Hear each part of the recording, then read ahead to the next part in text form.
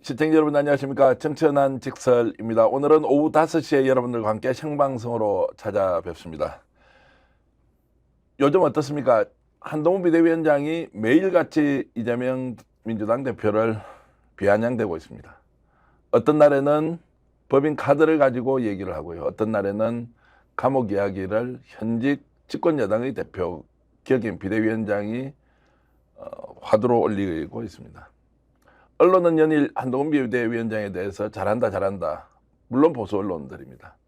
여러분들의 눈에도 실제 한동훈 비대위원장이 이번 총선을 통해서 뭔가 집권여당이 보수정당이 개혁을 하고 혁신을 하는 모습을 보여주고 있습니까? 아마도 한 번씩 한동훈 비대위원장이 국민들 앞에서 사이다 발언을 하는 것이 먹힐지도 몰라도 제가 보기에는 총선 국면에서 어느 정도 영향이 있을지는 두고 봐야 할 것입니다. 그래서 저는 오늘 한 분의 국회의원을 모시고 한동훈 비대위원장, 윤석열 대통령이 보이고 있는 일련의 상황인식과 태도에 대해서 정말 총선에 그들이 원하는 대로 뜻하는 바를 이룰 수 있을지 궁금증을 함께 풀어가고자 합니다. 경기도 안양 만안갑에서 현직 국회의원을 하고 계시는 안양 동안갑에서 국회의원을 하고 계시는 국회의원 민병덕 의원을 모시고 오늘 정치 현안에 대해서 여러 가지 주제를 놓고 함께 얘기 나눠보겠습니다. 어서 오십시오. 네, 반갑습니다. 초선 국회의원이시죠? 네. 원래 민변 출신으로서 활동을 민생 문제 이렇게 하면은 민변 민생경제위원회 예. 민병덕 변호사, 삼민, 쓰리민, 민생, 민변, 민생경제위원회 예. 민병덕 변호사. 실제로 한문으로도 백성민자 쓰시니까 그래도 민 씨는 예. 민자 성자는 문문에 삼수변에 문문자 문문에 그럴 문자 들어간다. 그럴 문자 들어간다. 어떻습니까? 요즘 총선 준비하신다고 바쁘실 텐데. 네, 바쁩니다. 근데 전통적으로 지금 안양 동안갑은 조금은 민주당 쪽에 유리한 지역구인 건 맞습니까? 네, 우리 지역에서 예전에 한번 다른 당 의원이 한번 되신 적이 있고 내리 몇 번을 했습니다. 이석현 의원님이 6선을 하셨던 곳이기 때문에. 네. 대단하시면 한 3번 정도 붙으셨죠?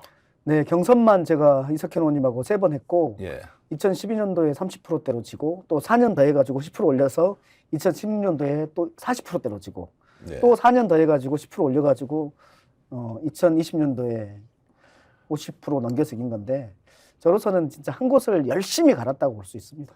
그 지역에서는 뭐 정평이나 계시고 네네. 이번 총선도 어쩌면 무난하게 당선이 될 것이라는 평도 있던데 그렇지만 뭐 긴장 늦추지 않고 네, 최선을 열심히 다하겠습니다. 하고 계시다는 말씀 들었고요. 자, 오늘 민 의원님 모시고 이제 얘기 나눌 부분이 지금 현재 윤석열 대통령 그리고 지금은 굉장히 국민들 앞에 도드라져 있는 한동훈 비대위원장이 제대로 하고 있느냐. 또 한편에서는 민주당이 현재 가고 있는 게 야, 총선 제대로 치르겠나 이렇게 해서 이길 수 있어? 라는 이제 의문을 갖는 분들이 좀 많아서 현장에서 민심을 직접 경청하고 계시고 또 국회에서 여야 간의 여러 가지 경쟁 구도를 직접 경험하고 계셔서 좀 더 노골적이고 좀 더 직설적으로 질문을 드리면서 한번 오늘 토론을 박진감 있게 진행을 하도록 하겠습니다. 네. 현재 한동훈, 이재명 두 사람 중에 누가 더 잘하고 있습니까? 저는 한동훈은 이러고 있는 것 같아요. 한동훈은 지금 상태에서는 쇼를 잘하고 있는 것 같아요. 예. 한동훈은 쇼를 잘하고 있다. 이재명은 평가를 하자면 너무 진중하다. 네. 이렇게 보고요. 다만 지금의 한동훈의 태도를 가지고 저는 이렇게 비유를 합니다. 윤석열은 기우고 한동훈은 날씨다. 무슨 말이냐면 윤석열이 지금 1년 6개월, 2년 동안 해왔던 많은 것들이 있잖아요. 무능과 무관심과 이런 것들. 이것에 의해서 형성되어 있는 윤석열에 대한 심판, 검찰 독재 심판. 이것이 기우라면 우리 한동훈 비대위원장이 어쩔 때는 비가 오고 어쩔 때는 눈이 오고 어쩔 때는 개고 이런 약간의 쇼들을 지금 하고 있다. 그렇지만 지금의 기후는 우리나라는 온대 기후의 사계절을 뚜렷한 이 틀, 즉 정권 심판의 틀은 변하지 않을 것이다. 이렇게 봅니다. 그 말씀을 정리하면 윤석열 대통령이 국정 운영을 하고 있는 전반적인 상황이라는 것은 매우 암울하고 어두운 상황인데 한동훈 비대위원장이 나오면서 부분적으로 약간 쇼를 잘하고 개선되는 있다. 것처럼 보이지만 결국에는 쇼일 뿐이다. 예, 저는 그걸 대선이라고 보지 않고 쇼라고 보는 이유가 뭐냐면 기본적으로는 윤석열의 아바타임을 못 벗어났잖아요. 네. 전에 디올백 사건 그것은 어떻게 된 겁니까? 그것의 승자는 김건희 아닙니까? 결국 김건희의 승이잖아요. 거기에서 한동훈 비대위원장이 좀 더 나갔다면 한동훈의 개인의 평가들을 우리가 해볼 만한데 90도 절을 하면서 그리고 이제 그 문제를 딱 다 뭐 김경률 비대위원회 불출마라든지 이런 것들을 보면서 아 판이 그걸로 정리됐구나라고 보이는 거잖아요. 그래서 결국은 제가 말씀드리는 것은 한동훈은 조금씩 변하는 날씨일 뿐이고 우리가 윤석열 심판이라는 검찰 독재 정권 심판이라는 그 기운은 변한 게 없다. 이렇게 보는 거예요. 자, 지금 그러면 한동훈 비대위원장이 총선 과정에서 또는 총선 직전 공천 과정에서 김건희 여사 문제의 디올백에 대해서 더 이상 거론하지 않는다 이렇게 보십니까? 그럴 거라고 봅니다. 차별화가 되지 않을 텐데요. 네. 그럼에도 불구하고 이 문제는 넘어갈 수 없는 성역이다. 예, 그것을 이렇게 결론 낸다. 이미 보여준 거죠. 예. 이미 보여준 거죠. 자, 그러면은 국민들은 김건희 특검법 적극적으로 대통령이 받아들이고 해야 한다. 한 70% 가까이 나왔고요. 디올백 문제 당연히 수사해야 된다. 다수 국민들이 뭐 사과가 아니라 수사를 해야 한다는 생각인데 이걸 이제 뭉개고 넘어갔습니다. 그런데 지금 현재 여론조사를 보면 민주당과 국민의힘이 차이가 별로 없다. 차기 대권 주자 선호도 조사를 하면 지금 한동훈 비대위원장인 이재명 민주당 대표 큰 차이가 없다. 자, 이 부분은 어떻게 봐야 됩니까? 저는 이것도 기후와 날씨로 보는데요. 예. 지금의 핵심은 윤석열 심판인데 한동훈이라는 이 엔터테이너, 정치 엔터테이너를 등장시켜가지고 이것을 속이고 있는 거죠. 네. 저는 그것이 지금 국민의힘당의 전략이라고 봅니다. 한동훈이 나가서 이러저러한 얘기들을 하면서 하고 그 다음에 윤석열과 김건희를 뒤로 숨기는 전략. 그러면서 윤석열은 어줍지 않게 지금 인생 토론을 계속 하는 거 아니에요? 그리고 다른 민감한 부분에 대해서는 대답하지 않고 이렇게 나가고 있는 건데 민주당이 이 지지율을 높이지 못하는 이유는 민주당의 이제 문제인 거죠. 그래서 저는 이재명 대표가 이번에 받아들인 연동령을 통해서 선거 연합을 하는 이 부분이 지금 핵심 키다. 이것을 어떻게 잘하느냐에 따라서 민주당과 전체 야권 전체의 지지율이 올라갈 것이냐 아니면 정체될 것이냐가 결정될 거라고 봅니다. 자, 이제 민주당의 문제 조금 이따 좀 집중적으로 논의하기로 네네. 하고 제가 이제 말씀드리고 싶은 것은 지금 현재 한동훈이 쇼를 하고 있지만 이것이 여론에 반영이 되어서 국민의힘 지지율이나 또는 본인의 차기 대권 선호도에 반영이 된다 안 된다. 왜냐하면 이 질문을 드리는 이유는 일각에서는 이게 뭔가 좀 정상이 아니다. 정권 심판에 대한 열기가 이렇게 높은데 갑자기 한동훈에 대한 지지율이나 국민의힘 지지율이 더 뜬다는 것은 이게 말이 되느냐. 그러면 윤석열과 국민의힘을 국민이 분리해서 생각을 하느냐. 먼저 이런 부분에 대한 질문인데 네. 어떻습니까? 그대로 그냥 받아들여서 한동훈이 뜨고 있구나 이렇게 생각을 하면 되겠습니까? 물론 전문가로서 이제 분석을 하시면 그것은 뭐 날씨의 뭐 갑작스런 변동이다 이렇게 이제 볼 수도 있지만 혹시 이것이 실제로 국민의힘과 한동훈의 지지율로 고착 또는 안정화가 되는 거 아니냐 이런 부분은 어떻게 보시나요? 저는 민주당의 할 바에 따라서 달라진다고 본다. 네. 예. 지금 저쪽이 하고 있는 방식은 국민의힘과 국민의 미래라는 위성정당을 만든 거 아니에요? 예. 그러면서 이제 저희가 하고 있는 민주개혁진보연합과 관련해서는 조선일보 보니까 뭐 식민지 정당이네 어쩌네 네. 이렇게 폄하를 하고 있는 거 아닙니까? 근데 저는 저쪽의 위성정당과 저쪽의 위성정당은 저는 위장정당이라고 보거든요. 우리의 연합정당. 이 연합정당을 어떻게 해서 실은 이 연합을 통해서 무엇을 하려고 하느냐 이것을 보여주는 것.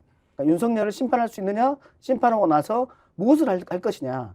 이 비전을 보여주는 것이 핵심이라고 보는 거예요. 네. 그리고 그 연합 관련 과정에서 순탄한 모습들을 보여주는 것. 이것이 중요하다고 보고요. 네. 한동훈의 지지율 상승과 관련해서는 저는 이것을 고지고대로 받아들이기는 좀 힘들다고 봅니다. 네. 한동훈 자신도 이렇게 말했어요.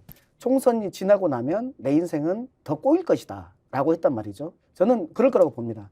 한동훈은 이겨도 져도 실은 사라질 수밖에 없어요. 이기면 왜 사라지냐? 이기면은 윤석열의 견제에 의해서 사라질 겁니다. 지면 책임을 지고 사라질 겁니다. 왜냐하면 우리가 윤석열 대통령의 밑에 사람들을 쓰는 그것을 봐야 됩니다. 이준석 보세요. 대선을 위해서 사용한 거예요. 그리고 나서 팍 버렸잖아요. 김기현 대표 일정한 관리를 위해서 쓰다가 버렸잖아요. 안철수 대표 어떻게 됐습니까? 대선을 위해서 쓰다가 버렸어요. 한동훈 어떻게 될 것 같습니까? 저는 이 윤석열 대통령의 토사구팽식 인사 이것이 계속 유지될 거라고 보고 그래서 본인이 그렇게 한동훈이 본인 스스로를 그렇게 인식하고 있는 거 아닌가라는 것이 그런 생각이 들고 저는 이것이 이제 이 과정에서 매우 드러나지 않을까라는 생각이 듭니다. 지금은 한동훈에 대한 약간의 신선함과 기대가 있는 건 사실인 것 같아요. 자, 그러면 이제 한동훈 비대위원장이 정치를 계속 이어가기 어려울 정도로 총선 과정에서 뭐 잘 되든 안 되든 어쨌든 이제 정치 이막으로 사라질 사람이다 이제 이렇게 평가를 하셨는데 민주당 문제로 바로 들어가 보겠습니다. 자, 그럼에도 불구하고 민주당의 지지율이 왜 올라가지 않느냐? 이재명 당대표에 대한 지지율이 올라가지 않느냐? 이것은 엄연한 현실로 받아들여야 하는 것이냐? 무엇이 문제냐? 이 부분은 어떻게 보십니까? 그래서 이제 그것이 아픈 부분들인데요. 저는 우리 민주당의 외연 확대 이것들이 중요하고 그래서 이제 연동형과 연립형과 병립형과 연동형의 문제에 있어서 우리의 중도 확장 그것을 강하게 주장했던 사람이거든요. 네. 이제 그것이 시동을 건 거예요. 예. 그래서 이 선거 연합을 통한 외연 확장, 중도 확장 그리고 이재명 대표가 가지고 있는 그 진중함이라든지 또는 리스크에 대한 것들을 회치시키는 것 이러한 것들이 다 같이 되고 그리고 민주당한테 표를 주었을 때 무엇이 바뀔 것인지에 대해서 명확하게 우리가 보여줘야 한다는 거예요. 이것이 없이는 저는 우리의 지지율이든 이재명의 지지율이든 그것은 오르기 힘들 거라고 봅니다. 단도직입적으로 여쭤보면 지금 현재 이재명 당대표에 대한 지지율이 높지 않은 이유는 보수 언론과 또는 국민의힘의 프레임 안에 갇혀 있기 때문이냐? 아니면 실제 이재명 당대표가 정치 역량이 부족하고 한계를 드러낸 것이냐? 이 둘 중에 하나는 뭡니까? 아니, 솔직히 좀 말씀을 한번 해주시면 이것이 이제 외부적 요인에 의해서 어쩔 수 없이 지지율이 떨어져 있는 것이냐? 실제로도 역량과 뭔가 한계에 부딪혀서 더 이상 뭔가를 할 수 없는 것이냐? 어떻게 보시나요? 그러니까 두 가지 부분에서 첫 번째 부분은 실제로 엄청난 탄압이 있는 거잖아요. 예. 실제로 그 보통 사람들 같으면 이 정도의 탄압을 받을 때는 정신 못 차릴 겁니다. 네. 그리고 그 프레임도 엄청나게 센 프레임을 걸어놓고 있는 거잖아요. 그것에 의해서 그 악마적 이미지를 계속 만들면서 그런 것이 분명히 있다. 그리고 거기에서 실은 정신 차리고 버텨내고 있는 것도 참 인간적으로 제가 보기에는 대단하다라고 보지만 그럼에도 불구하고 어떻게 합니까? 제1야당의 대표이기 때문에 좀 더 다른 능력들을 보여줘야 되는데 저는 좀 결단이 너무 늦어요. 네. 병립형과 연동형 같은 경우에도 새해 시작하면서 정도 결단하시고 그리고 그 이제 이 협상할 수 있는 룸들을 훨씬 더 키워주거나 그리고 또 하나는 어제도 소상공인과 관련해서 정책 협의회를 했지만은 이런 정책과 관련된 것, 민생 행보와 관련된 것들이 지금 요즘 너무 적습니다. 이런 부분에서 좀 다소 아쉽다라는 생각입니다. 그래서입니까? 이게 이제 이재명 당대표가 이런저런 상황 때문에 본인이 조금 움직일 공간이 줄어들었다. 그리고 개인적으로 이제 피섭도 당한 상황에서 건강 회복도 좀 어려웠다. 이런 상황을 종합적으로 고려해서 이번 총선은 자기 주도적으로 좀 치러야 되겠다라고 이제 생각을 하면서 당내에서 이제 다선 중심 불출마와 관련된 현안이 있지 않습니까? 직접 해결하려고 뛰어들었습니다. 그만큼 이제 본인이 이번 총선과 관련해서는 직접 나서서 뭔가를 정리하겠다 이렇게 결심을 한 것 같은데 그 대목은 어떻게 보셨습니까? 예, 저는 개인적으로는 다소 아쉬움이 있습니다. 그래요? 예. 왜냐하면 임혁백 공관위원장이 있고 네. 그리고 공관위에 사무총장과 수석 사무부총장이 공관위의 부위원장과 간사로서 계시거든요. 그래서 실은 그런 부분들에 대해서 그분들이 먼저 말씀을 하시는 이런 것도 좀 필요하지 않았나라는 생각이 들고 근데 또 다른 측면에서는 이재명 대표께서는 그래도 본인이 직접 책임지고 말씀드리는 것이 오히려 더 예의가 있는 거 아닌가라는 생각도 하셨을 거라고 봅니다. 그분의 성정상. 그럼에도 불구하고 직접 하시면은 바로 반박을 받게 되거든요. 그런 부분에 있어서는 다소 아쉬움이 저는 있다고 봅니다. 지금 민명도 의원께서 당대표를 하고 계시면 어떻게 하셨겠습니까? 공관위원장 시켰겠습니까? 아니면 직접 나서서 이렇게 정리를 하셨겠습니까? 저는 공관위원장한테 역할을 드렸을 것 같아요. 역할을 들었을 네. 것이다. 지금 바로 제가 이제 민주진보개혁 그 비례통합정당에 대한 이야기로 좀 넘어가서 조금 전에 말씀하셨던 것이 지금 현재 민주당과 국민의힘이 크게 차이가 나지 않고 국민들로 하여금 민주당이 확실히 강한 정당이다라는 이미지를 못 보여주는 것이 아마도 지금 현재 범야권 통합 비례대표 후보 과정에서 이제 도드라지게 드러나면서 국민의힘을 압도할 수 있을 것이다. 정권 심판 열기를 높여갈 것이다라고 이제 말씀하셨으니까 지금 현재 민명덕 의원께서 이 통합 비례 정당의 선출 방식과 관련해서 직접 관여를 하고 계시죠. 네네. 그러면 거기에 이제 들어가 계신 분들을 어떻게 부릅니까? 지금 몇 분 계시나요? 추진단이라고 부릅니다. 추진단이라고 네네네. 부르고 그러면 통합 비례 정당이라고는 이름은 정했습니까? 아니요. 지금 가칭은 예. 민주개혁진보연합. 아, 민주개혁진보연합. 민주개혁진보연합이고 이걸 이제 표현할 때는 통합비례정당이라고 그냥 얘기를 네네네. 하는 것이고 거기에 이제 진성준 의원 계시고 박홍근 단장이 계시고 민병도 의원하고 그러니까 박홍근 단장, 예. 박홍근 원내대표, 전 원내대표가 추진 단장이고 예. 부단장이 김영진 의원, 예, 그 예. 지금 당대표의 정무조정실장인 예. 거죠. 그 다음에 진성준 의원, 박주민 의원, 전 원내수석부 대표, 그리고 현 원내수석부 대표. 예. 그 다음에 한병도 의원, 조승래 의원, 예. 현 전략위원장, 전 전략위원장. 예. 그 다음에 김성환 의원, 그 인재위원회 간사. 거기에다가 이제 제가 이렇게 있는 거예요. 그렇게 8명입니다. 자, 그렇게 해서 이제 지금 추진을 하고 오히려 병리평으로 가지 않는다고 반발할 것 같았었는데 실제로 이제 연동형으로 가니까 차라리 정책 결단 잘했다. 이번 기회에 범야권 빅텐트를 만들어서 정권 심판 제대로 하자. 이렇게 대체로 의견은 다 모여가는 것 같습니다. 자, 지금 야권 쪽의 소수 정당들은 지금 분위기는 어떻습니까? 아, 잘 됐다고 적극적으로 참여한다는 이런 분위기가 있습니까?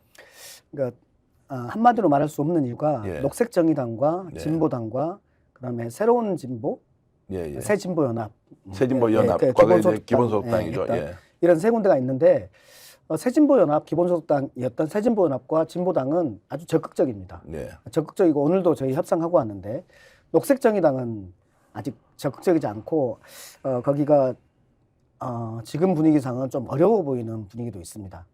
거기는 이제 녹색당과 정의당이 합해졌고 녹색당은 이 연합을 반대하는 것 같고 정의당에서도 일부는 찬성하고 일부는 반대하고 있어가지고 이게 좀 내용이 많이 큽니다.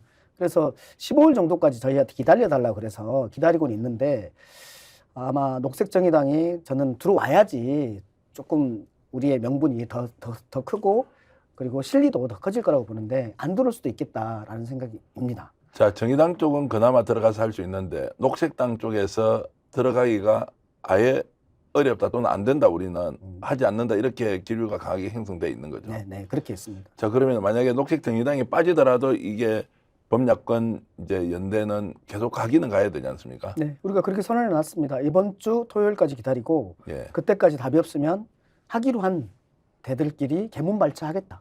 개문발차한다는 것이고. 출발하겠다. 자, 그러면 어느 범위까지 들어올 수 있느냐고 지금 이제 당장 논란이 생겨버렸습니다. 맞습니다. 자, 조국 전 교수가 정당을 만들었고 박홍근 단장은 여기 들어오면 안 된다라고 했고 진성준 의원은 아니 열어놓고 좀 논의해봐야 되는 거 아니냐라고 했는데 민 의원은 개인적으로 의견이 어떠신가요?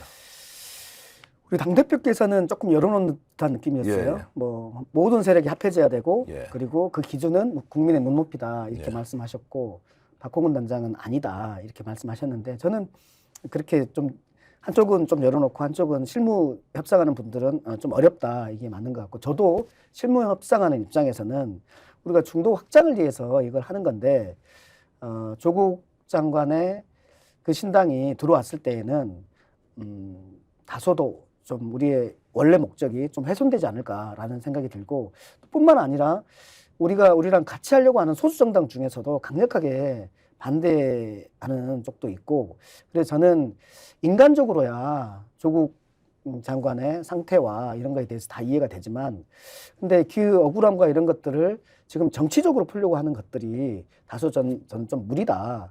저희 진영 자체에 지금 당장에는 도움이 되지 않는다 이렇게 판단합니다. 조금 불편한 질문을 좀 예, 드려도 그럴 수 됩니까? 있어요. 제가 이제 질문을 이렇게 드려볼게요. 지금 중도 확장과 관련해서 실제로 민생과 경제가 중도층을 잡는 데는 굉장히 중요하다고 하는데 혹시 이번 총선의 경우에는 윤석열 정권에 대한 심판을 민주당이 명확하게 하겠다. 그래서 윤석열 대통령과 반대하는 심판을 해야 된다는 모든 정치 세력을 다 모으겠다라고 하는 방식으로 갔을 때 오히려 중도 확장에 도움이 되는 거 아니냐. 그래서 이제 현장에서 뭐 국민들, 유권자들 많이 만나보실 텐데 중도층을 실제로 끌어당기 위해서 정권 심판론을 높여가는 것이 맞느냐. 아니면 민생과 경제와 관련된 정책 이슈를 만들어서 가는 게 맞느냐. 이 부분은 어떻게 보십니까? 저는 한 단계를 더 해야 된다고 보는 거예요. 예. 그러니까 어떤 분들은 윤석열 정말 보기 싫으니까 빨리 심판해줘. 제발 내가 이렇게 말씀하시는 분도 있고 또 조금 더 고관여층 같은 경우에는 아니 민주당이 180석 가지고 뭐 했어? 예. 뭐 할 것인지를 좀 보여줘. 이렇게 말씀하시는 분도 있거든요. 그러니까 다양하게 있는 건데 저는 그 윤석열 심판을 기본으로 하되 무엇을 할 것이라는 것을 우리가 보여줘야 한다는 거고 그 무엇을 민주당 혼자서는 할 수 없기 때문에 같이 해야 된다. 연합해야 된다. 윤석열 심판이라는 것도 우리가 좀 추상적이잖아요. 윤석열 심판에서 무엇을 할 건데 윤석열이 어떤 걸 심판할 건데 윤석열의 거부권을 심판할 것인지 그리고 윤석열이 하고 있는 이 국정 기조 이것을 변화시킬 것인지 그리고 변화하지 않으면 그러면은 물러나게 해야 될 것인지 이런 부분들과 관련해서 저는 우리 중도까지 포함해서 쫙 동원이 돼서 투표하게 하려면은 목표가 있어야 한다고 봐요. 그 목표가 윤석열 심판라기보다는 거부권을 거부하자라든지 또는 개헌이라든지 또는 제가 제 말로 하기는 좀 그렇지만 이런 목표들을 정확하게 제시해야 한다고 보거든요. 네.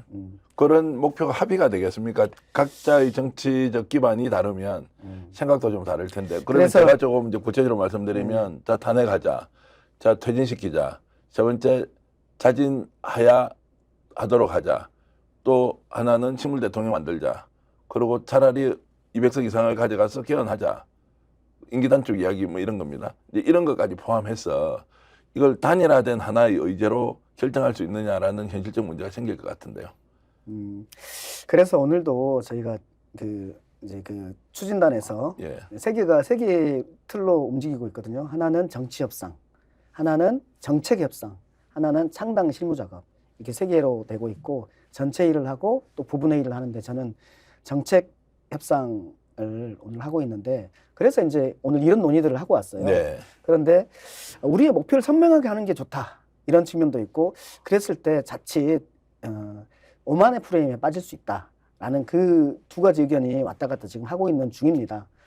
우리가 합의될 수 있는 것들은 가장 합의될 수 있는 것들은 윤석열이 거부했던 그런 법안들을 재추진하자라는 부분 이런 것들은 바로 합의될 수 있는 부분인데 거기에서 우리의 목표를 뭐 몇 석으로 둘 거냐 이런 것들을 가다 보면 또 오만한 프레임 아니냐 이런 것들이 있는데 저 개인적으로는 목표를 명확히 해줘야 된다. 네. 그리고 결국 선거판에 가면 그래서 결국 뭐 하자는 건데 윤석열 정당 저는 국민의당은 지금 정통 보수당이 아니라 윤석열 검찰에 지금 포획된 당이라고 보거든요. 그래서 윤석열 당 그 윤석열 당이 100석 이하로 만드는 것 그것이 저는 목표라고 봐요. 그래서 거부권 행사하지 못하게 하고 그리고 국정 기조를 바꾸지 않으면 본인의 지위가 어떻게 될 수도 있는 그런 상태를 만들어야지 바뀐다라고 보거든요. 국민이 원하는 것은 이번 총선에서 그런 판을 원하지 않나라고 봅니다. 그 말 좀 들으니까 저도 확 와닿는 게요. 국민들한테는 윤석열 정권 심판하자. 200석 이상 필요합니다. 중도 확장 노선 또 200석을 확보하는 데 꼭 좀 도움이 되도록 해 주십시오. 우리는 범야권 진보 연대를 만들었습니다. 자, 여기에 목숨 걸고 가겠습니다. 이러면 좀 감명하지 않습니까? 혹시라도 저는 정책 이슈에서 차별적으로 간다고 하는 것은 실제로 총선 국면에서 어떤 정책적 이슈가 국민들에게 확 와닿을 수 있느냐 이제 이런 생각이 좀 들어서 오히려 의원님 말씀대로 명확한 목표는 의석수에 대한 목표이면 좋겠고 또 명확한 대상은 윤석열 대통령이면 좋겠고 뭐 이제 이렇게 갈 수밖에 없는 상황 아닌가라는 이제 생각이 좀 들어서 이제 그래서 이제 예. 아까 말씀하신 조국 또는 송영길 예. 이런 당들의 출연이 자칫 그 분란이 될 수 있다. 이 네. 내부에서 그 당 출연을 반대하는 사람들이 있을 수 있는데 실은 그분들이 조금 더 좀 크게 보고 자중하고 계시면 이 파이가 이렇게 커질 수 있는데 실은 조국에 대해서 좋아하는 사람도 있지만 조국 장관에 대해서 매우 싫어하는 사람도 있는데 그 사람들의 이탈이라든지 이런 것들이 저희는 조금 우려스럽다라는 측면인 거죠.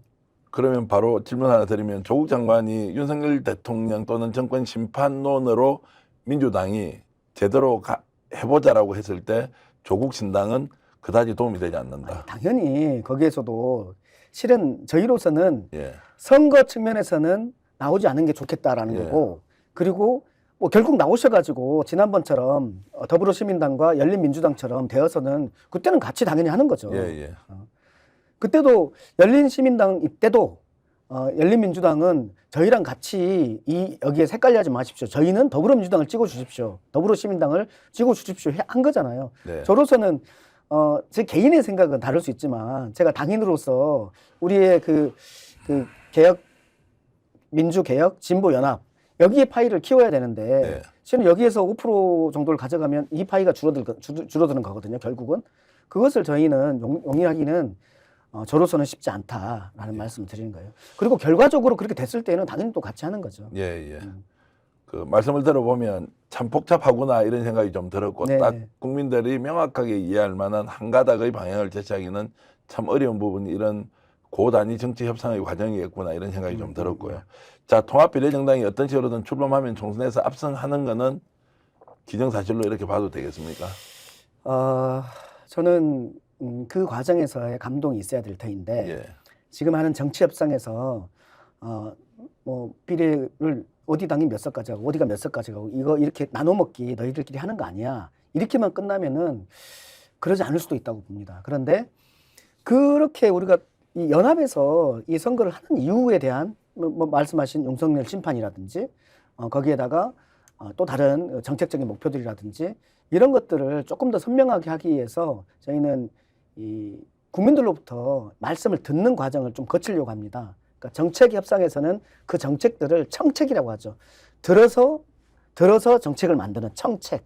그래서 그 과정을 다음 주에 좀 거쳐보려고 합니다. 그래서 일부에서는 지금 제안하는 것이 K정치연합 같은 곳에서는 아예 이거를 국민참여 경선 비슷하게 해서 일종의 그 오디션 방식으로 각 정당에서 배수를 추천하고 여기에서 국민들에게 판단을 맡기고 전문심사위원, 국민참여 뭐 경선인단 또는 그 이제 대표 이제 그 대표성을 가진 인물들이 나와서 그 간접적으로 이렇게 점수를 주고 하는 이제 일종의 경연 방식으로 가자고 하는 제안이 있던데 그것은 실제 검토 가능한 겁니까? 저는 저 개인적으로는 그거 예. 딱 보면서 좋은 생각이다. 예. 이렇게 생각을 하거든요. 다만 지금 협상 과정에 있기 때문에 제가 뭐라고 말할 수 없지만 저는 그거 좋은 방식이라고 봅니다. 왜냐하면 지금의 방식으로만 하면 밀실 협상이다라고 국민들께서 그렇게 보실 개연성이 꽤 높습니다. 그래서 저는 좀 더 공개하고 좀 더 투명하게 하고 좀 더 공정하게 하기 위해서 참여를 이끌어내는 그런 방식으로 좀 하면 좋겠다라는 생각을 하고 있고 제가 맡고 있는 정책 협상은 그렇게 좀 해보겠다라고 생각하는 거고 그 정치 협상이잖아요. 그건 그 정치 협상에 대해서도 저는 우리가 또 내일 또 만나는데 제안을 해보려고 합니다. 복잡할 거다. 실무적으로 어려울 거다. 그렇지만 그것이 중요하냐. 행정 편의주의적으로 우리가 생각할 것이 아니고 어떻게 보면 국민들에게 감동을 주고 국민들한테 권한을 주는 방식으로 해야 된다면 그런 방식들이 저는 더 낫다고 생각하는 입장입니다. 최악의 경우는 통합비례정당이 나중에 알고 보니 30석 정도가 목표치라고 치면 자 민주당 15개, 기본소득당 뭐 3개, 열린민주당 2개, 뭐 누구당 3개, 2개, 3개, 2개 이렇게 나누어서 30명을 채웠습니다. 자 이거 협상의 결과입니다라고 국민들한테 내놨을 때 아까 말씀하셨듯이 중도 확장 실제로 또 민주당을 지지하고 있는 사람들 이 어떻게 생각을 하느냐 이제 이 부분이 매우 중요할 것 같은데 그러니까요. 네. 그럼에도 불구하고 이 부분은 피해갈 수도 없지 않습니까? 현실적으로는. 그리고 또 정치 일정이라는 게 있기 때문에 3월 22일이 아마 후보가 등록을 해야 되는데 그 전에 창당해야 되죠. 여러 과정들을 보면 이 짧은 기간 안에 이 많은 문제를 해결할 수 있느냐. 그래서 어떻게 보면 통합비례정당이라고 하는 것 자체가 굉장히 모험적일 가능성이 높다 이런 이제 비판을 하는데 어떻습니까? 그래서 제가 아까 좀 말씀드렸던 것처럼 이재명 대표께서 1월 초 정도에 좀 결단을 내려주셨으면 좋겠다라는 라고 생각을 했고, 제가 12월 달에 이제 제가 면담 신청해가지고 이재명 대표를 이 주제를 가지고 만났거든요. 저는 그때 느낌이, 아, 연동력을 하겠구나 라고 확신을 했어요. 근데 뭐 당내에서 워낙 반발을 많이 해서 소위 말하는 친명부터 나서가지고 병립으로 가야 된다라고 하고 막 오히려 당 대표를 압박을 했지 않습니까? 그러니까요. 저한테 많은 우리 지지자들께서 저한테 당대표를 압박하지 마라 이렇게 예. 많은 문자도 보내고 그러셨는데, 저는 이렇게 분명히 입장을 취했습니다. 저는 제 소신이 연동형이다. 연동형으로 가야지 현실적으로 이길 수 있다. 네. 그리고 대선에서도 이길 수 있다. 네. 이게 제 소신이었고, 왜냐하면 지역구에서의 최대, 비례에서의 최대, 이것을 해야지 우리가 하는 목표를 달성할 수 있기 때문이다. 그리고 그 목표는 혼자서는 할 수 없다. 연합해야지만 할 수 있다. 이게 제 소신이었기 때문이고, 그래서 당대표님한테 우리의 의견을 여러 사람들 제가 설득해서 모아서 제 말씀을 드렸고, 그 말씀 드렸을 때 굉장히 잘 받아주셨단 말이죠. 그때의 말씀이 뭐였냐면, 시간은 연동형 편이죠.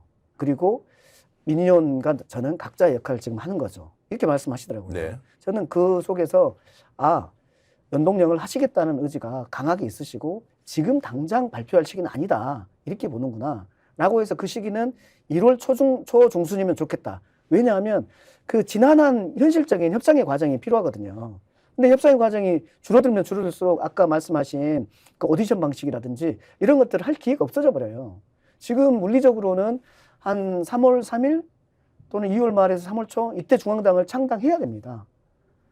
그런 과정들을 거쳐야 되기 때문에 제가 그래서 좀 아쉬운 건데, 말씀 주신 것처럼 저희가 밀실 협상이 되면 안 되거든요.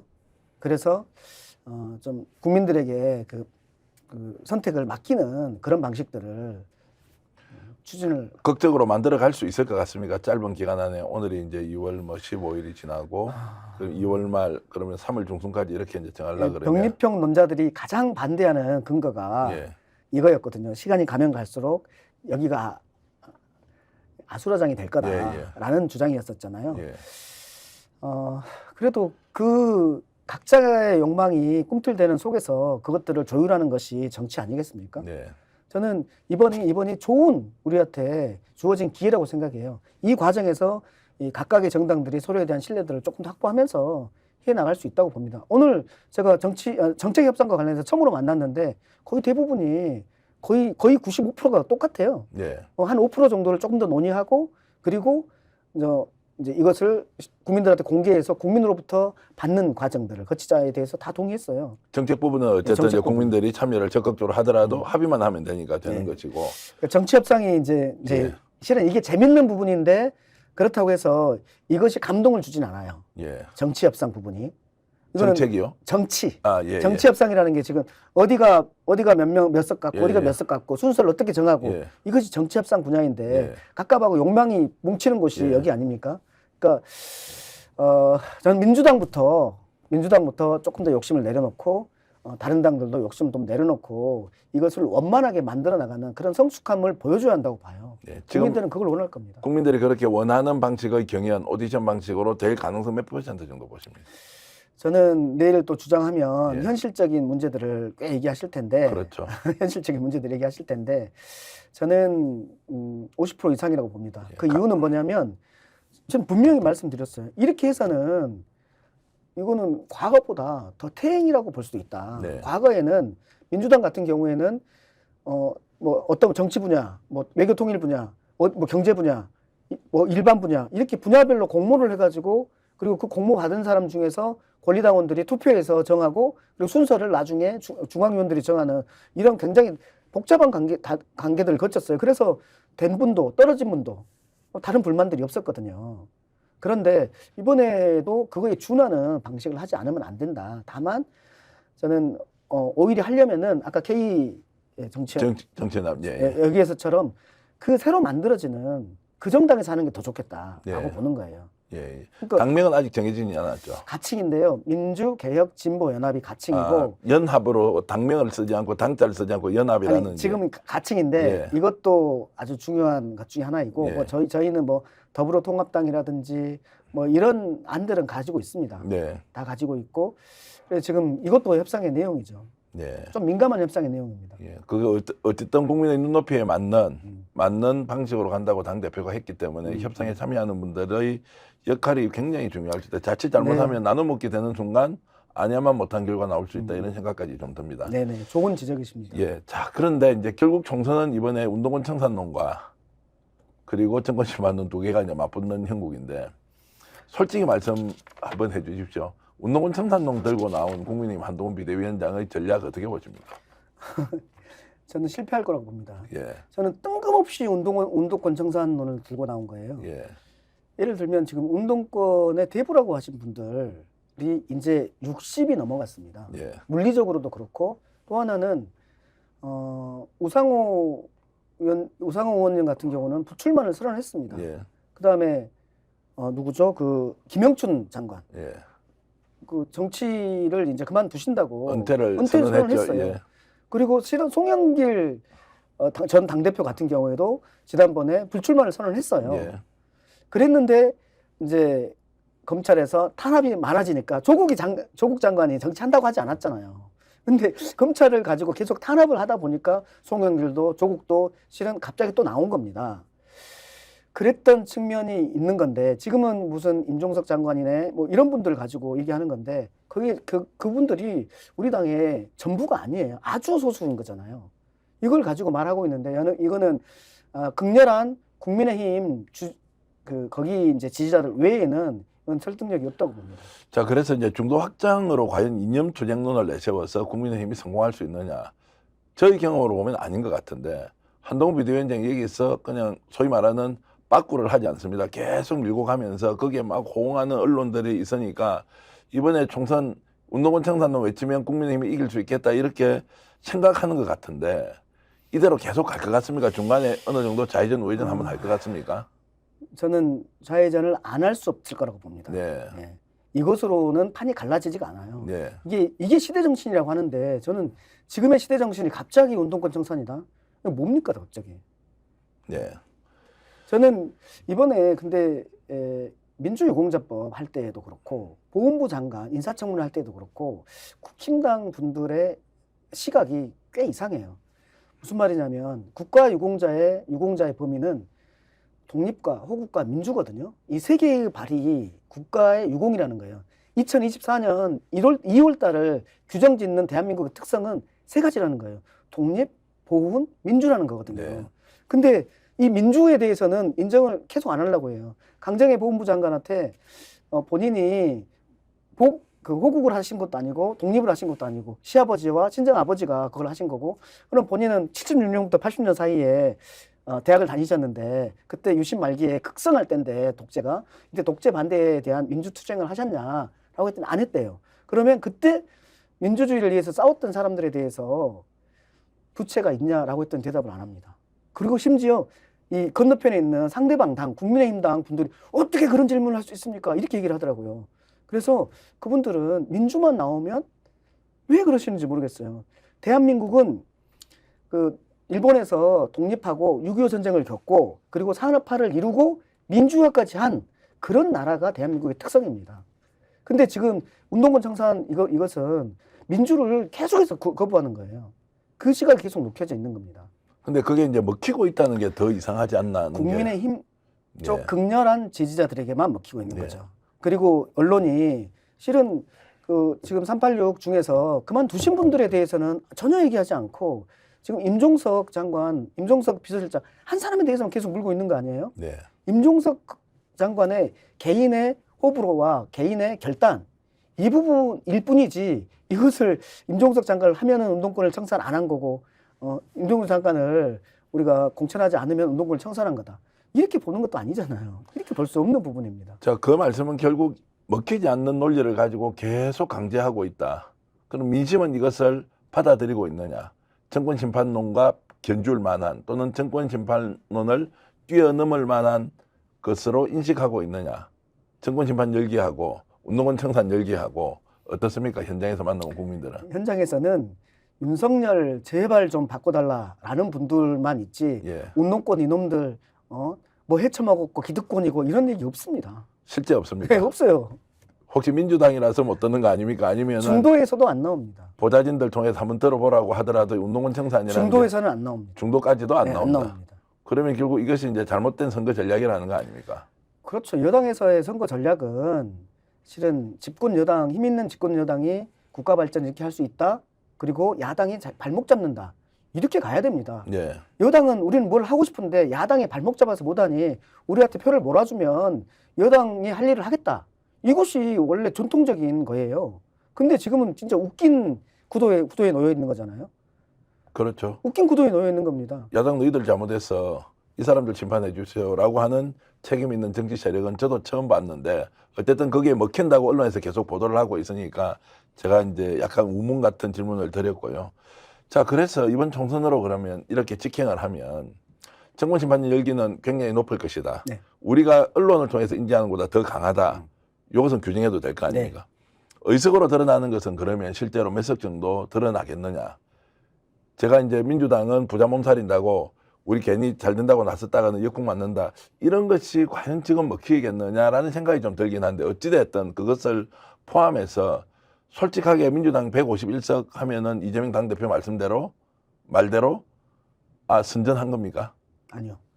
저는 저희가 180석에 열린민주당 3석, 183석으로 시작했던 당입니다. 네. 거기에서도 정권을 뺏기고 그리고 지금 그 상태에서 윤석열의 거부권을 막아내지 못하고 이 폭정에 시달리고 있고 국민들은 지금 짠한 상태에 놓여 있는 겁니다. 근데 우리의 목표를 151석으로 한다는 것은 뭐냐면 민주당은 일당에서 살아남았다. 이 정도를 목표로 삼는 거예요. 저는 이 목표를 가지고는 국민들을 투표장으로 나오라고 동원이 안 될 거라고 봅니다. 이 투표장에 가면 윤석열 이 지긋지긋한 이 혼자 밀어붙이기식의 이런 검찰 독재식의 이런 정치 바꿔낼 수 있어? 바꿔낼 수 있으면 나갈게. 이게 목표가 돼야 돼요. 그 목표는 저는 윤석열에 포획된 국민의힘당이 100석 이하로 꺼지는 거라고 봐요. 네네. 100석 이하로 꺼지는 것. 그것이 목표라고 봅니다. 그래서 이제 그러면, 당당하게 예. 그러면 저는 저희 이제 연합을 하는 이 세력이 200석이 넘으면 너무나 좋겠죠. 그것이 목표이기도 하고 다만 설령 그게 안 된다 하더라도 저는 뭐 이준석이라든지 이낙연이라든지 이런 것까지 다 합해서 200을 넘겨야 된다. 그래서 결국은 윤석열에 포획된 국민의힘당 그 당이 100석 이하로 되었을 때 이분들은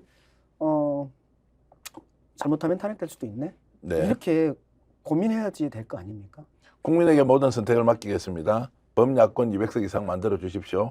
중도도 우리를 지지해 주십시오라고 적극적으로 호소하는 것이 더 맞을 수 있다. 이런 말씀으로 제가 그냥 이해를 네, 하겠습니다. 네, 일단 151석이 목표라고 하는 것보다는 150석 목표가 되면 안 됩니다. 예. 저는 단호하게 그것을 목표로 삼는 순간 지금도 163석인데 무슨 151석을 목표로 삼냐. 네. 지금은 구도가 좀 어려워졌어. 이렇게 해서 151석이라도 하면은 우리가 이긴 거야. 이걸 누가 그것 때문에 나가겠습니까? 지금 실제로 총선에서 윤석열 대통령 국민의힘이 100석 이하로 떨어지는 것은 이변으로 봐야 되겠습니까? 아니면 당연한 기결로 봐야 되겠습니까? 저는 그것이 민심의 당연한 기결이라는 거예요. 당연한 기결이다. 그러니까 지금의 그 제3지대라고 말하는 이준석 플러스 이낙연 그 신당이 일정하게 보수 쪽의 사람들을 가져가는 거잖아요. 예, 그리고 예. 민주당도 가져가는 거고. 예. 근데 거기에 목표가 실은 선명하지 않지만 거기도 반윤인 것은 맞죠. 거기도 반윤인 것은 예. 맞죠. 그렇게 이제 보면은 결국 100석 이하로 100석 내려가는 이하가 거죠. 그게 저는 그렇게 갈 거라고 봅니다. 예. 자, 그렇게 가면 이제 지금 윤석열 대통령은 사실상 식물 대통령으로 되는 것이고 그 이후에 어떤 정치적 상황이 벌어질지는 아무도 예측 못하는 거지 않습니까? 그렇죠. 예측 좀 해보시면 어떻습니까? 200석이 범야권에서 반윤에서 200석 이상을 가져왔다 이러면 어떤 정치적 상황이 벌어집니까? 저는 기본적으로 윤석열 대통령이 국정기조를 지금까지 국정기조에 대해서 사과하고 이제 협치를 하는 국정기조로 바꿀 거라고 봅니다. 첫 번째는. 그런데 만약에 그렇게 바꾸지 않는다면 이제부터는 정치가 제대로 되겠습니까? 그때부터 어떻게 해야 됩니까? 그러니까 민병대 의원이 그런 대표성을 가진 국민이 대표라면 대통령이 받아들이지 않으면 어떻게 해야 됩니까? 나서야 되겠죠. 나서야 그때는, 된다는 거죠. 나서죠. 그러면 나서야죠, 이제 민심의 당연히. 뜻대로 따라가겠다는 그렇죠. 말씀이죠. 그렇죠. 그것이 무엇이든 간에. 네.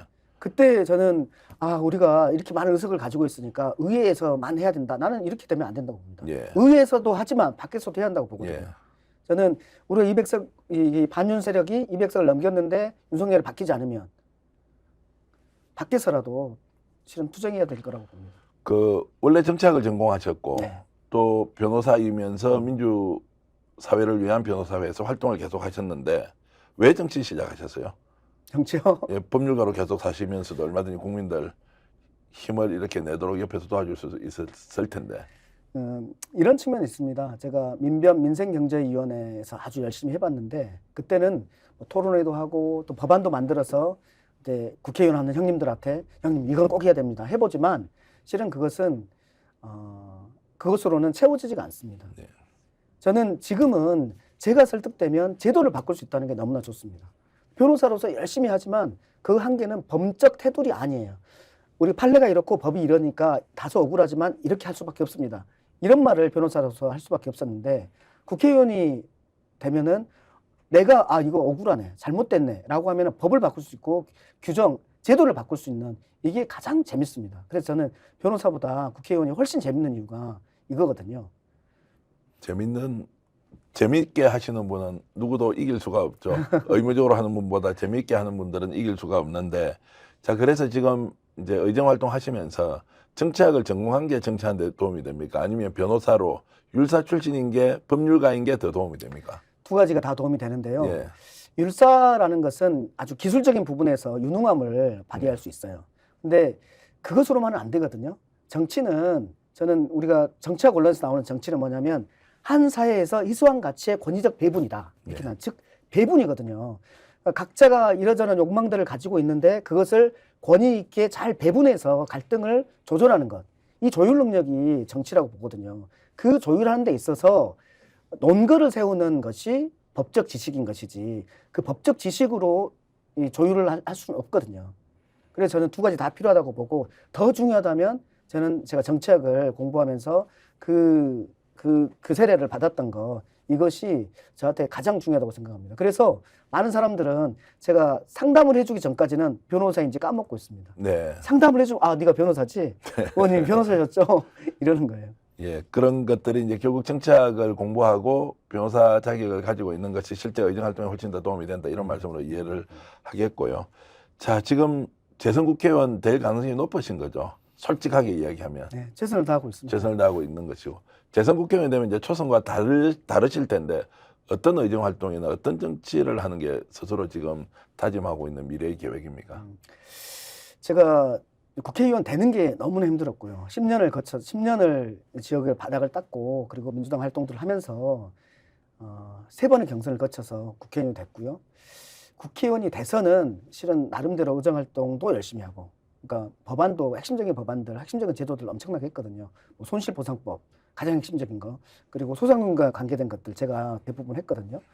그리고 뭐 정치적인 것들 예를 들면 이태원 참사 관련해서 이상민 탄핵부터 시작해서 쌍특검 이런 것까지 같이 다 주도해서 만들어낸 측면들이 있고 그리고 지역은 뭐 제가 원래 했던 것처럼 탄탄하게 해왔는데 근데 정치는 저는 영향력의 확대라고 봅니다. 제가 충분히 고민하고 그 고민한 내용을 실현해야 되는데 실현하려면은 영향력이 확대돼야 돼요. 민병대 얘기가 맞아. 그리고 민병대에 하자고 하면 같이 할 거야. 이렇게 되는 영향력이 확대돼야 되는데 그 영향력은 초선으로서의 좀 미진함이 있다. 제가 당무로서도 실은 초선으로서 할 수 있는 것들은 다 할 수 없는 것까지 다 해봤단 말이죠. 전국 조직을 총괄하는 조직부총장을 15개월 동안 하면서 대선도 치르고 지방선거도 치르고 이렇게 다 해봤어요. 그리고 뭐 예산 소위 이용까지 해서 다 해봤어요. 그런데 재선이 되면 훨씬 할 수 있는 게 뭐냐면 원내를 핸들링하는 원내 수석 부대표가 될 수 있고 예결위 간사가 될 수 있고 또는 여기 각 시도당, 뭐 경기도당 위원장이든 이렇게 할 수가 있어요. 제가 고민하는 것들을 실현할 수 있는 훨씬 큰 영향력을 발휘할 수 있기 때문에 저는 제가 정치학과 출신으로서 그리고 민변 활동을 오래 한 변호사로서 많은 고민들을 했던 사람이라고 보거든요. 근데 그것을 실현할 수 있는 자리를 잘 수행하겠다 이런 생각을 하고 있습니다. 특히 한 말씀만 더 드리면 우리 재선의 목표는 가장 핵심 목표는 뭐냐면 정권 교체입니다. 그러니까 국회의원으로서 일을 잘한다는 것은 뭐 지역구도 잘하고 또 법안 만드는 것도 잘하고 그렇지만 제가 그거 여당 국회의원으로서는 재밌었어요. 근데 야당이 돼 보니까 이것을 집행 권력을 못 가지니까 너무 힘듭니다. 이 집행 권력을 획득하기 위한 흔히 말하는 정쟁이라는 것 열심히 해야 한다고 봅니다. 그래서 대선에서 이겨내는 것, 그것이 제 재선의 가장 초반의 목표일 것이다 라고 보고, 이것이 안 되면 다른 목표들은 매우 달성하기 힘듭니다. 저 민주당에서 정권 교체를 하면 그 정권 교체가 됐을 때 대통령은 누가 되어 있습니까? 지금으로서는 이재명 대표가 가장 가능성이 높은 거 아니겠습니까? 그 외에 가능성 있는 분들도 보입니까? 저는 빨리빨리 발굴을 해야 한다고 봅니다. 발굴을 해서 네. 경쟁은 시켜야 한다. 국민의 네. 감동을 줄 수 네. 있는 후보가 발굴돼야 한다. 왜냐하면 수레는 네. 한 바퀴로 위태위태합니다. 예. 2바퀴, 3바퀴, 4바퀴 이렇게 됐을 때가 안정적인 거거든요. 국민의 입장에서 봤을 때는. 경쟁은 소비자의 벗이에요. 경쟁하는 당사자는 힘들지만 그것의 혜택을 받는 소비자는 좋은 거예요. 예. 저는 국민들 입장에서는 경쟁 체제가 될 수 있도록 만들어지는 것이 좋다고 봅니다. 자, 그러는 이제 재선 국회의원의 상을 그리고 계시니까 정말로 전국적으로 유명한, 조금 전에 말씀하셨듯이 조직 부총량을 15개월 이상 하셨으면 전국의 밑바닥에 수없이 많은 사람들과 네트워크는 아주 잘 돼 있을 것 같습니다. 그럼 여기에서 이제 오히려 대중성을 훨씬 더 드러내면 큰 정치 하실 수 있겠다 생각 들었고요. 그리고 그 목표가 무엇이든 간에 조금 전에 말씀하셨던 민생과 그리고 국민을 위한 끊임없는 활동들 이어가길 기대하겠습니다. 네, 고맙습니다. 조만간에 다시 한 번 더 모시고 많은 내용 말씀 나누기로 하고요. 네. 오늘 정치는 직설에 이렇게 나와주셔서 고맙습니다. 네, 고맙습니다. 시청자 여러분, 정치는 직설 오늘 순서 모두 마치겠습니다. 남은 시간 편하게 보내시고요. 다음에도 좀 더 좋은 분, 또 유능한 분, 의미 있는 분 모시고 토론 진행하겠습니다. 여러분 안녕히 계십시오.